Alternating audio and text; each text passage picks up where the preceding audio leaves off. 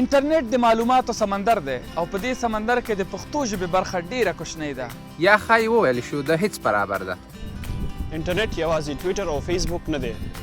په دې موخه چې وکړی شو د معلوماتو په دې سمندر کې د پښتو برخه یو څه زیاته کړو. موږ به هڅه کوو چې تاسو ته په خپل دې چینل کې تر خپله وسه داسې خپرونې جوړې کړو چې زموږ خلک نړۍ ته یو څو ګامه نور هم ورنږدې کړي. موږ به هڅه کوو چې تاسو ته د ویانا لپاره په بېلابېلو برخو کې خپرونې ولرو. د ژوند له هر اړخه له فلسفي او سیاست رانیولې تر هنرونو، سپورټ، ټکنالوژۍ او ورځني ژونده پورې، او له یوه بېل لیدلوري د ښځو پر ژوند، زده کړو او کار هم درته غږیږو. خو دا هر څه یوازې ستاسو په ملاتړ شونې دي. دغه خپرونې به زه حبیبیار او زما همکار ملګري تاسو ته له وایګل میډیا څخه وړاندې کوو.